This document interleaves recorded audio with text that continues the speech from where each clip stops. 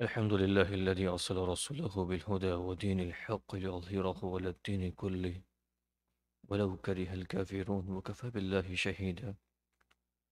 وصلى الله على النبي الأمي وعلى آله وأصحابه الذين أقاموا الدعوة الإسلامية إقامة لا مزيد عليه. وبعد فأعوذ بالله من الشيطان الرجيم. بسم الله الرحمن الرحيم. بلى من أسلم وجهه لله وهو محسن فله أجره عند ربه ولا خوف عليهم ولا هم يحزنون. صدق اللہ العظیم. کیوں نہیں، قاعدہ یہ ہے کہ جو شخص بھی اپنا رخ اللہ کے آگے جھکا دے اور وہ نیک عمل کرنے والا ہو، اسے اپنا اجر اپنے پروردگار کے پاس ملے گا، اور ایسے لوگوں کو نہ کوئی خوف ہوگا اور نہ وہ غمگین ہوں گے. محترم والد و بزرگوں کو جس مجلس میں بات یہ چل رہی تھی کہ ان یہودیوں نے اپنے دلوں کے اندر کچھ آرزویں بنا رکھی تھیں. ان کے دلوں میں کچھ تمنائیں تھیں، کچھ آرزویں تھیں کہ چاہے ہمارے پاس خاندانی نسبت ہیں، ہمارے پاس ہمارے خاندانی شرافتیں ہیں، ہم بڑے اونچے خاندانوں سے تعلق رکھنے والے لوگ ہیں، ہماری فیملی ہے وہ بڑے اچھے کیٹیگری کے لوگ ہیں، ہم انبیاء کی اولاد میں سے ہیں. جنہوں نے آج یہ دل میں بنا رکھی تھی کہ چاہے دنیا کے اندر نیک اعمال کریں یا نہ کریں، اللہ کی فرمانبرداری کرے یا نہ کرے، جنت تو صرف ہمارے لیے فکس ہے، جنت میں ہمارے سوائے کوئی اور داخل ہونے والا نہیں ہے. یہ بات گزشتہ آیت میں گزری تھی. یہود یہ کہتے تھے کہ یہود کے علاوہ کوئی اور جنت میں جانے والا نہیں ہے. نصرانی عیسائی لوگ یہ کہتے تھے کہ سوائے عیسائیوں کے، سوائے نصرانیوں کے، جنت میں جانے والا کوئی اور ہے نہیں. اور یہ جو ان کی تمنائیں، ان کی آرزویں تھیں اور ان کی دل کی خواہشات اس طرح کی تھی، اللہ رب العزت نے اس کے بعد والی آیت کے اندر تلک امانیہم کہہ کر ان کی ان آرزوؤں کو بالکل رد کر دیا کہ یہ اس کی کوئی حقیقت نہیں ہے، اس کی کوئی بنیاد نہیں ہے، اس کا کوئی ریفرنس نہیں ہے. تلک امانیہم، یہ صرف تمہاری آرزویں ہیں، تمہاری خواہشات ہیں. قل ہاتوا برہانکم ان کنتم صادقین، اگر تم اپنے اس دعوے کے اندر، اس آرزو کے اندر سچے ہوتے اور سچ کہہ رہے ہوتے، تم ویسا ہی ہوتا اور حقیقت ویسی ہوتی جیسا تم سمجھ رہے ہو، جیسا تم دعویٰ کر رہے ہو، جیسا تم غلط بیانیاں کر رہے ہو، تو تم دلیل لے کے آ جاؤ. اس کی دلیل یا تو عقلی دلیل پیش کر دیں یا تو کوئی نقلی دلیل پیش کر دیں. اور اس کے متعلق گزشتہ مجلس میں بات گزر چکی تھی. اور ان کی جو آرزویں بنی تھی اندر، ان کے دلوں کے اندر جو تمنائیں بنی تھی کہ سوائے ہمارے کوئی اور جنت میں جانے والا نہیں ہے، اس کی ایک بڑی وجہ یہ تھی کہ یہ بڑے شریف خاندان سے تعلق رکھنے والے لوگ تھے. ان کے خاندان کے اندر کئی انبیاء علیہ السلام گزرے تھے اور انہوں نے دنیا کے اندر آ کر اللہ کے دین کو پھیلایا تھا اور لوگوں کو اللہ کی طرف بلایا تھا. تو علماء کرام نے ایک بات کو نقل بیان فرمایا، ایک مسئلہ بیان فرمایا. اگر کوئی شخص کسی خاندان میں پیدا ہو گیا اور اس خاندان میں پیدا ہونے کی وجہ سے اسے ایک خاص مسلک یا مذہب کا تعارف حاصل ہو گیا، یا اس میں خاص مسلک اور مذہب کو پہچاننے والا ہو گیا، تو محض اپنے اس بنا پر کوئی شخص اللہ کے ہاں مقرب نہیں بن سکتا. کیونکہ کسی خاندان کے اندر پیدا ہونا اس کے اپنے اختیار سے نہیں ہے، اس کے اپنی چوائس سے نہیں ہے، وہ اللہ تعالیٰ نے سلیکشن کیا اس خاندان کے اندر اس کو پیدا کرنے کا. تو اس میں کوئی اللہ کی طرف سے کوئی اجر، کوئی ثواب یا اس کا بلند مقام ہونا، اللہ کے نزدیک عزت کا پانا، احترام کا پانا، اکرام کا پانا، یہ اس کا تعلق نہیں ہے. یہ غیر اختیاری معاملہ ہے، انسان اپنے اختیار میں نہیں ہے. بلکہ اصل چیز تو انسان کے اندر خود اپنا عقیدہ اور عمل ہے کہ انسان اپنا عقیدہ کتنا درست رکھتا ہے، اپنا عمل کتنا درست بناتا ہے، وہ کتنے اپنی زندگی کے اندر وہ اعمال اختیار کرتا ہے جو اللہ کے یہاں قبول ہونے والا ہے، جو اللہ کے احکامات میں شامل ہیں اور جن کا کرنے کو اللہ نے حکم دیا ہوا ہے. اگر اس کی زندگی میں وہ احکامات موجود ہیں تو یہ اللہ کے نزدیک کامیاب ہونے والا ہے، چاہے جس نسل سے، جس قوم سے تعلق رکھنے والا ہو. اس کے بعد کی آیتوں کے اندر اللہ رب العزت نے اسی بات کو کھول کر واضح فرمایا، بلا، ہرگیز نہیں، جو یہ تمنائیں کر رہے ہیں، جو یہ آرزویں کر رہے ہیں کہ سوائے ہمارے یہودیوں کے یا سوائے نصرانیوں کے جنت میں کوئی اور جانے والا نہیں ہے. اللہ رب العزت ارشاد فرماتے ہیں، بلا، ہرگیز ایسا نہیں ہے، بلکہ کیسا ہے؟ من اسلم وجہہ للہ، کہ جو اپنا رخ اللہ کے سامنے جھکا دے، وہو محسن، اور وہ نیک اعمال کرنے والا ہو، فلہ اجرہ عند ربہ، تو اس کو اپنے اس نیک اعمال کا بدلہ اللہ کے پاس مل کر رہے گا، وہ اللہ کے پاس اپنا اس بدلے کو پائے گا. اس آیت کریمہ کے اندر اللہ رسول نے 2 شرطیں بیان کی ہیں، اور ان 2 شرطوں کو بیان کرنے کے بعد اس کی جزا بیان کی گئی ہیں۔ ایک شرط تو یہ ہے کہ تمہارا رخ اللہ کے سامنے جھکا دے۔ اس کا ہم نے گزشتہ مجلس میں آنا بیان کیا تھا کہ آدمی دلی اعتقاد کے اعتبار سے جو کام اللہ نے کرنے کے کیے ہیں اس کام کو یقین رکھے کہ میرا رخ اور میرے بات ماننی ہے صرف اللہ تعالیٰ کی، صرف اللہ کے احکامات کو میں فالو کروں گا، صرف اللہ کے سامنے میرا رخ جھکے گا، اس کے علاوہ کسی اور کے سامنے میرا سوال نہیں ہوگا۔ اور دوسرا یہ کہ جو احکامات اللہ کی طرف سے دیے گئے ہیں ان احکامات کو جب جب موقع آئے، جب اس کے اوپر ایکٹ اپون اٹ، جب اس کے اوپر پریکٹس کرنے کا موقع آئے تو آدمی کی طرف سے اس کے اوپر پریکٹس کی جا رہی ہو، اس کے اوپر عمل کیا جا رہا ہو۔ یہ 2 شرطیں پائی جائے گی، اللہ بڑے شاہ فرماتے فَلَهُ أَجْرُهُ عِنْدَ رَبِّهِ، تو اس کا اجر اللہ کے پاس موجود ہے، اس کو اللہ تعالیٰ اجر دینے والا ہے۔ اور کیسا اجر ہے اس کے متعلق ارشاد فرمایا وَلَا خَوْفٌ عَلَيْهِمْ وَلَا هُمْ يَحْزَنُونَ، وہ ایک ایسا اجر ہے، وہ ایک ایسا بدلہ ہے وہ کہ جس کا ہم دنیا میں تصور نہیں کر سکتے، دنیا میں اس کا آدمی خیال نہیں کر سکتا، کیونکہ دنیا کے اندر جو نعمتیں ہیں، جو آدمی کے پاس ایڈوانٹیج ہیں، جو آدمی کے پاس سہولتیں ہیں، جو فیسلٹیز ہیں، یہ ٹیمپروری ہوتی ہیں، یہ وقتی طور پر ہوتی ہیں، یہ مختصر وقت کے لیے ہوتی ہے۔ کسی کے پاس کوئی راحت ہے تو یہ نہیں کہ وہ راحت اس کی ہمیشہ چلنے والی ہے، کسی کو کوئی پریشانی ہے تو اس کی پریشانی یہ نہیں کہ وہ ہمیشہ جانے والی ہے، بلکہ راحت بھی مختصر وقت کے لیے ہے، اس کے پاس غم ہے تو غم بھی مختصر وقت کے لیے ہے۔ لیکن اللہ بڑے شاہ فرماتے ہیں وَلَا خَوْفٌ عَلَيْهِمْ وَلَا هُمْ يَحْزَنُونَ، جو شخص اپنا رخ اللہ کے سامنے جھکا دیں اور جو اپنی زندگی کے نیک اعمال، اپنی زندگی میں نیک اعمال کرتے رہیں، اس کو ہم ویسا بدلہ دیں گے کہ وَلَا خَوْفٌ عَلَيْهِمْ وَلَا هُمْ يَحْزَنُونَ، نہ اسے کوئی خوف ہوگا نہ وہ غمگین ہوگا۔ مفسرین نے اس آیت کریمہ کے اس جملے کے اوپر بڑی اچھی دل کو دستک دینے والی باتیں ارشاد فرمائی، وَلَا خَوْفٌ عَلَيْهِمْ، خوف کا جو تعلق ہوتا ہے، خوف کا جب استعمال فرمائے گا، خوف کا جو تعلق ہے وہ آدمی کے مستقبل سے ہے، فیوچر سے ہے۔ آدمی کو فیوچر کے اندر خوف لگا رہتا ہے کہ آج میرے پاس یہ فیسلٹیز ہیں، آج میرے پاس صحت ہے، ہو سکتا ہے آئندہ صحت نہ ہو، تو آدمی اس صحت کو بچانے کے لیے سارے پلاننگز کرتا ہے، کھانے پینے کے اندر احتیاط کرتا ہے، ورک آؤٹ کرتا ہے، اور جم خانوں کے دورے لگے ہوئے ہیں اور اس میں آدمی اپنے آپ کو تھکاتا ہے، اور آدمی کے پاس مال لگا ہوا ہے، اس مال کو محفوظ رکھتا ہے، وہ ہر ایک کو نہیں میرے پاس اتنا سارا مال ہے، اپنے مال کا ایڈریس نہیں دیتا، مطلب کہ وہ اس کو محفوظ رکھنا چاہتا ہے، کیوں کہ بھائی فیوچر میں کبھی ضرورت پڑ جائے تو مجھے اس کا استعمال کروں گا۔ آدمی کے پاس پوزیشن ہے، کوئی عہدے پر لگا ہوا ہے، اس کو خوف لگا رہتا ہے کہ ہو سکتا ہے کہ آئندہ مجھ سے یہ پوزیشن چھین لی جائے، مجھ سے یہ عہدہ چھین لیا جائے، یا مجھ سے اس طرح کی چیزیں لے لی جائے، تو آدمی کو خوف لگا رہتا ہے۔ اپنے جتنی بھی سہولتیں اس کے پاس موجود ہیں تو اللہ رسول نے اس چیز کو ختم کر دیا۔ آپ کو اس جنت کا جو بدلہ دیا جائے گا وہاں اس نعمتوں کے واپس لیے جانے کا کوئی خوف باقی نہیں رہے گا، اور مستقبل کا کوئی خوف، کوئی اندیشہ باقی نہیں رہے گا کہ یہ نعمتیں جو اللہ نے مجھے دی ہیں، یہ نعمتیں جو اللہ رب العزت مجھے دے رہا ہے، یہ نعمت ہو سکتا ہے کہ آج نہیں، 2 دن کے بعد، 3 دن کے بعد، 1 سال کے بعد، 2 سال کے بعد، 50 سال کے بعد مجھ سے لے لی جائے گی۔ ایسا کوئی خوف باقی نہیں رہی ہے، بلکہ جب مسلمانوں کو، جب جنتیوں کو جنت میں داخل کر دیا جائے گا، اللہ رب العزت ارشاد فرمائیں گے خالدین فیہا ابدا، کہ آپ اس میں ہمیشہ ہمیشہ رہیں گے، اس میں کبھی نکالے نہیں جائیں گے، وہاں سے کبھی آپ کو واپس نہیں کیا جائے گا۔ یہاں آدمی دنیا کے اندر کامیاب ہوتا ہے تو چند دنوں کی کامیابی ہوتی ہیں، چند دنوں کا اس کا عروج ہوتا ہے، چند دنوں کو اس کی ترقی ہوتی ہے،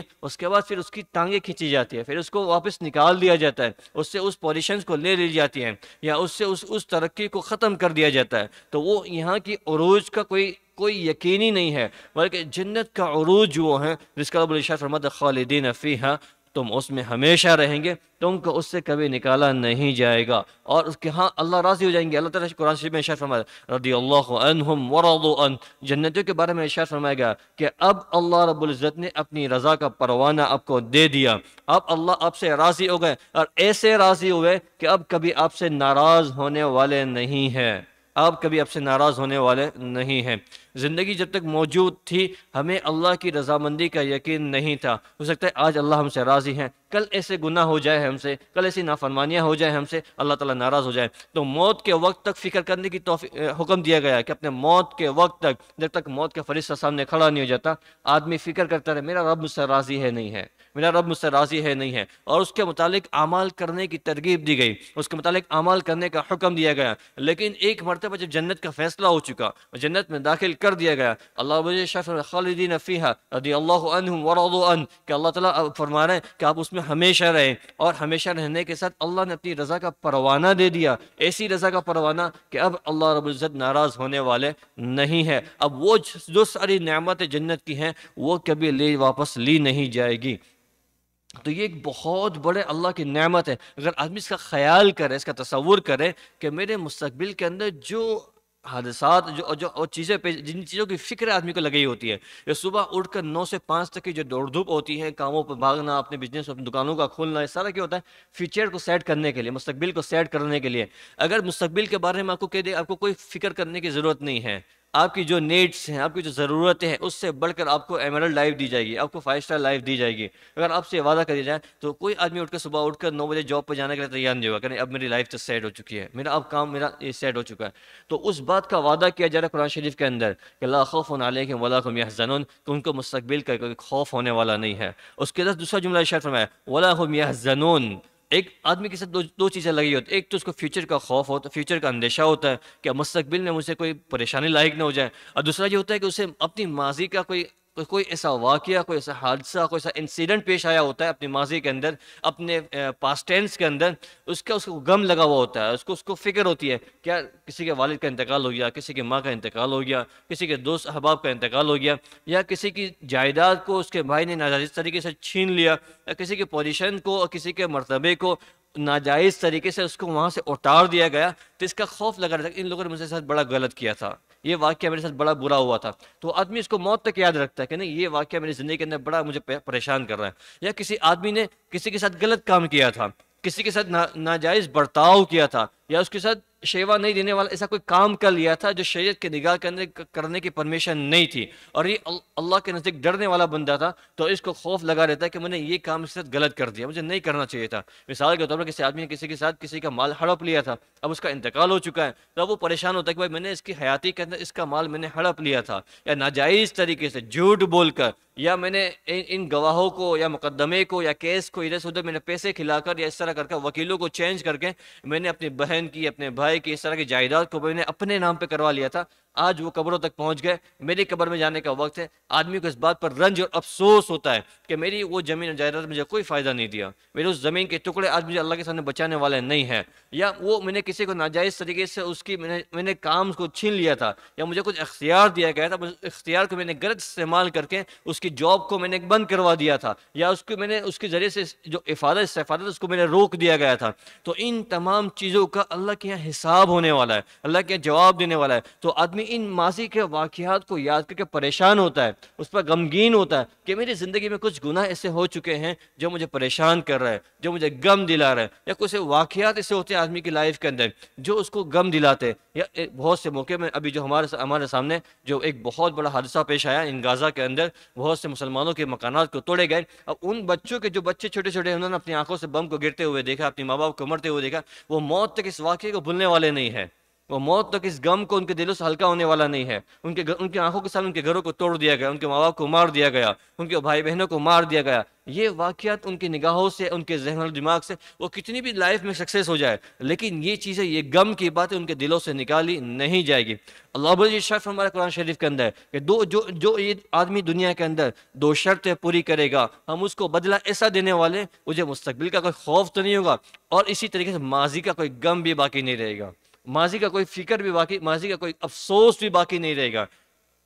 اسی بات کو اشارہ فرمایا وَلَا هُمْ يَحْزَنُونَ وَلَا خَوْفٌ عَلَيْهِمْ وَلَا هُمْ يَحْزَنُونَ، کہ وہ ماضی کے کسی واقعہ سے غمگین نہیں ہوں گے۔ اب سوال یہ پیدا ہوتا ہے کہ دنیا کی لائف کو وہ کبھی یاد کریں گے جنت والے، کہ بعد دنیا کے اندر یہاں پہ جمع ہوتے تھے، ہم یہ باتیں چیتیں کرتے، اس طرح جو حدیث سے باتوں سے ثابت ہے، تو وہاں ان کو دنیا کے غم بھی یاد آئیں گے، دنیا کے اندر ہمارے ساتھ یہ واقعہ پیش آیا تھا، دنیا کے اندر میرے ساتھ یہ ہوا تھا، میں چھوٹا تھا، میری 2-4 سال کی عمر تھی اور میرے والد کا انتقال ہو گیا، اور اس کے بعد مجھے بڑا اسٹرگل کرنا پڑا، مجھے بڑی جفاکشی کرنی پڑی، یا اس طرح کے واقعات ان کے سامنے یاد آئیں گے تو وہ غمگین ہوں گے۔ تو اس کا جواب دیا گیا ہے۔ اور حدیث شریف میں آتا ہے، اللہ کے رسول صلی اللہ علیہ وسلم نے ارشاد فرمایا، ترمذی شریف کی روایت ہے، اللہ کے رسول ارشاد فرماتے ہیں، یود اہل العافیہ یوم القیامہ حین یعطى اہل البلاء الثواب لو ان جلودهم كانت قرضت فی الدنیا بالمقارض۔ حدیث شریف کے الفاظ یہ ارشاد فرماتے ہیں، اللہ کے رسول صلی اللہ علیہ وسلم نے ارشاد فرمایا کہ اللہ رب العزت جو دنیا کے اندر جو مصیبت کے اندر مبتلا ہوتے ہیں، جن کو جو حوادثات پیش آتے ہیں، اور دنیا کے اندر جو جن پریشانیوں کا شکار ہوتے ہیں، قیامت کے دن اللہ تعالیٰ ان کو اتنا بدلا دے گا، اتنا بدلا دے گا کہ اس زمانے میں جو عافیت میں تھے، جو تندرستی میں تھے، جو عیش و عشرت کے نقشوں میں تھے، اور جن کے پاس وہ پریشانی نہیں آئی تھی، وہی تمنا کریں گے کہ کاش اس وقت ہماری چمڑیوں کو، ہمارے جسم کی چمڑیوں کو کینچی سے کاٹی جاتی، ہم اس کو اوپر صبر کرتے تو آج ہم کو بھی یہ بدلا دیا جاتا۔ تو وہ اس اتنا بدلہ ملنے کی بنیاد پر وہ ماضی کے کسی واقعات کے اوپر افسوس نہیں کریں گے، کیونکہ جو چیزیں جو پیش آئی تھی، جو حوادثات پیش آئے تھے، اور جو واقعات پیش آئے تھے، جو غمگین کرنے والے جو واقعات، جو انسیڈنٹ پیش آئے تھے، اس پر اللہ نے ان کو اتنا بدلا دیا، اتنا بدلا دیا، اتنا بدلا دیا کہ اس زمانے کے اندر جو صحیح سالم لوگ تھے، جن کو وہ پریشانی، وہ غم لاحق نہیں ہوا تھا، وہ حزن لاحق نہیں ہوا تھا، وہ یہ فرمائیں گے کہ کاش کہ ہمیں دنیا کے اندر ہماری چمڑی، ہمارے جسم کو مرنے کے بعد نہیں، اس حالت میں کہ ہم زندہ ہوتے ہیں، ہمارے جسم سے ہماری چمڑی کو کھینچ کر اس کو کاٹا جاتا، اس کے چھوٹے چھوٹے پیسز کیے جاتے، اور اس مصیبت میں ہم صبر کرتے تو ہمیں بھی اللہ تعالیٰ کی طرف اتنا بڑا بدلہ دیا جائے گا۔ اس حدیث کریمہ، اس حدیث روایت کے ذریعے سے ہمیں اس بات کا احساس ہو سکتا ہے کہ یہ اللہ رب العزت کی طرف سے ایک بہت بڑی نعمت ہے، دنیا کے اندر غم کا بھی لاحق ہونا، مصیبتوں کا آنا، اور اس سے پریشانیوں کا آنا۔ لیکن یہ جو چیزیں ہیں، دلوں کے اندر غم کا ہونا، اگر یہ آخرت کا غم ہے، علماء کرام نے اس موقع پہ اس بات کو بھی ارشاد فرمایا، اگر آدمی کے دل میں غم ہے، پریشانی ہے، لیکن یہ آخرت کے لیے ہے، اللہ کی ناراضگی کے لیے غم ہو رہا ہے، یا آخرت کی فکر میں اس کے لیے یہ چیزیں پیدا ہو رہی ہیں، تو یہ اس کے لیے اچھی بات ہے۔ اس کے علاوہ جس دن مالک بن دینار رحمۃ اللہ علیہ کے متعلق کتابوں کے اندر لکھا ہے، مالک بن دینار اپنے زمانے کے بہت بڑے اللہ کے ولی تھے، وہ فرماتے ان القلب اذا لم يكن فيه حزن خرب كما ان البيت اذا لم يسكن فيه خرب۔ جس طرح آدمی کا دل جس کے اندر غم نہ ہو، وہ آدمی جس کے دل کے اندر غم نہ ہو، پریشانی نہ ہو، اس کا دل اس کو نقصان پہنچاتا ہے، وہ اس آدمی کا دل اس کو کبھی فائدہ نہیں پہنچا سکتا۔ مثال بیان کرواتے، جیسے ایک آدمی نے گھر اچھا مکان بنا لیا، اچھا مکان بنانے کے بعد اس کو رہنے کے لیے کوئی اندر ہے نہیں، بند کر دیا، لاک کر دیا، تو وہ مکان اگر اس کے اندر رہائش اختیار نہیں کی گئی، اس کے اندر آدمی نے اس کے اندر رہائش اختیار نہیں کی، تو وہ بند پڑا خراب ہو جاتا ہے۔ اس طرح کسی آدمی کے دل کے اندر غم نہیں ہے، اللہ کو راضی کرنے کی فکر نہیں ہے، اور اپنے کو رشتہ گناہوں کے اوپر فکر نہیں ہے، اس کے اوپر غم لاحق نہیں ہوتا، تو یہ اس کا ایک دل، یہ اس کو نافرمانوں کی طرف ابھارتا ہے، اور یہ دل آدمی کا خراب کر دیتا ہے۔ اور اس کے بعد دنیا کے اندر اللہ رب العزت نے جو ارشادات فرمائے ہیں کہ آدمی کے غم کا لاحق ہونا اور ان مصیبتوں کا آنا جانا، یہ دنیا یہ غموں کی جگہ ہے۔ دنیا کے اندر کوئی آدمی کسی غم سے کسی بھی پوزیشن پر ہو، کسی بھی مقام پر ہو، کسی آدمی کو ہنستا ہوا دیکھ رہے ہیں، اس کی ہنسی سے یہ نہیں سمجھے کہ وہ خوش ہے، کسی نہ کسی لحاظ سے وہ غمگین ہوگا، وہ مالداری کی حالت میں ہے، اس کے مال کے متعلق اس کو خوف نہیں ہوگا، کسی اور چیز سے اس کو خوف لگا ہوا ہوگا۔ اگر کوئی آدمی اپنی اچھی پوزیشن پہ ہے، پوزیشن کا خوف نہیں ہوگا، کسی اور چیز کا خوف ہوگا۔ لیکن دنیا کے اندر کوئی آدمی مطمئن نہیں ہوتا، دنیا کے اندر کوئی آدمی مطمئن نہیں ہوتا، یہ دکھوں کا گھر ہے۔ اللہ وجہ دنیا کا دکھوں کا گھر بنایا ہوا ہے، اور گزشتہ واقعات سے غمگین ہوتا ہے، اور آئندہ واقعات سے فکر مند ہوتا ہے، یا کوئی آدمی مطمئن نہیں ہے۔ بلکہ اس کے متعلق اللہ نے ارشاد فرمایا، دو چیزیں ایسی ہیں دنیا کے اندر جس کو اگر آدمی عمل کر لے، من اسلم وجہہ للہ، جو اپنا رخ درست کر لے، اللہ کے سامنے جھکانے والا بن جائے کہ میرا منظر مقصود صرف اللہ رب العزت ہے، اللہ کے سوا مجھے کوئی مطلوب نہیں ہے، کسی کی رضامندی کے لیے، کسی کو راضی کرنے کے لیے، کسی کو اچھا دکھانے کے لیے، کسی کے نگاہ میں دو چار لفظوں کی تعریف حاصل کرنے کے لیے، یہ نہیں، صرف میرا رب مجھ سے راضی ہو جائے، میرا اللہ مجھ سے راضی ہو جائے۔ من اسلم وجہہ للہ، جو اپنے اللہ کو اپنے سامنے رخ کو جھکا دے، وہو محسن، وہ اس عمل کے اندر لگا رہے۔ یہ نہیں کہ میں نے جیسے گزشتہ مجلس میں عرض کیا تھا کہ دو چار دن کے لیے کام کر لیا، دو چار وقت میں کام کر لیا، یا صرف رمضان کے وقت کے مطابق ہم لوگ مسلمان ہو گئے، رمضان جانے کے بعد ہمارے چہروں کے رخ چینج ہو جاتے ہیں، ہمارے بات کرنے کی اسٹائل چینج ہو جاتی ہیں، ہمارے چہروں سے ٹوپیاں اتر جاتی ہیں، نمازوں کی پابندیاں ختم ہو جاتی ہیں۔ رمضان کے مہینے ماشاءاللہ مسجدیں پر ہوتی ہے، رمضان جانے کے بعد پھر مسجدوں سے پھر وہ صفحے خالی ہو جاتی ہے، ختم ہو جاتی ہے۔ تو وہ ہوا محسن، یہ اس بات کی ڈیمانڈ کر رہا ہے کہ رہتی سانس تک، آخری سانس تک، جب تک موت کا فرشتہ سامنے کھڑا نہیں ہو جاتا، آدمی ان نیک اعمال کا پابند رہے، ان نیک اعمال کو کرتا رہے۔ اس کے لیے اللہ فرماتے فَلَهُ أَجْرُهُ عِندَ رَبِّهِ وَلَا خَوْفٌ عَلَيْهِمْ وَلَا هُمْ يحزنون، اس کا بدلہ اللہ کے پاس موجود ہے، اور وہ ایسا بدلہ ہے اگر آدمی، علماء مفسرین نے اس موقع پہ بات ارشاد فرمایا، اگر آدمی صرف اس بدلے کا تصور کرے دنیا کے اندر کہ اللہ اس کے مقابلے میں جو مجھے بدلہ دینے والا ہے وہ ایسا بدلہ جس میں کوئی خوف نہیں ہوگا، کوئی غم نہیں ہوگا۔ ہم میں سے کون ہے جس کو اپنے مستقبل کا خوف نہ ہو، اپنے آئندہ فیوچر کا خوف نہ ہو؟ ہر سچویشن میں آدمی کو خوف لگا رہتا ہے۔ اس کے سامنے بیان کیا جائے کہ تجھے جس حالت میں خوف ہے، اللہ تعالیٰ وعدہ فرما رہا ہے قرآن شریف کے اندر، اگر تو نے اس کے سامنے اپنا رخ کو جھکا دیا، ہر سچویشن میں اللہ کو اپنے سامنے اپنے مد نظر رکھا اور نیک اعمال کو کرتا رہا، اللہ بڑے شاہ فرماتے ہیں تیرے کو ایسا بدلہ دیا جائے گا جنت کی شکل کے اندر جس میں کوئی خوف نہیں ہوگا، اگر اس سے کا کوئی غم نہیں ہوگا، آئندہ کا کوئی خوف نہیں ہوگا، بھوشیہ کا کوئی غم نہیں ہوگا۔ علماء فرماتے ہیں اتنی سی بات اس کی عبرت کے لیے کافی ہے، اتنی سی بات ایک مسلمان، ایک صاحب دل آدمی کے لیے جس کے سینوں کے اندر دل دھڑک رہا ہے، اس کا دل پتھر نہیں بن چکا، ابھی دل دھڑک رہا ہے، وہ اس دل کے لیے کافی ہے اتنی بات عبرت کے لیے کہ میرا رب اس عمل پہ مجھے ایسا بدلہ دینے والا ہے جس کا مجھے ایسا بدلہ دنیا کے اندر تصور نہیں کیا جا سکتا۔ دنیا کا سب سے بڑا کامیاب ترین شخص بھی وہ ان دو چیزوں سے محفوظ نہیں ہوتا، اسے بھی اپنے آئندہ کا خوف اندیشہ لگا ہوا ہوتا ہے اور ماضی سے وہ غمگین ہوتا ہے۔ تو یہ وہ موقع ہے قرآن شریف کے اندر جہاں مسلمانوں کو ایک بڑی اہم نصیحت کی گئی ہے اور بڑا اہم مطالبہ کیا گیا ہے کہ تم دو چیزیں اپنی زندگی کے اندر کر لو، اللہ کے سامنے اپنے رخ کو جھکا دو، اللہ کو مد نظر رکھے دنیا کے ہر اعمال کے اندر، اللہ کو سامنے رکھے اور اللہ کی محبت کو دلوں میں بٹھا دے، اور ایسی محبت کہ وہ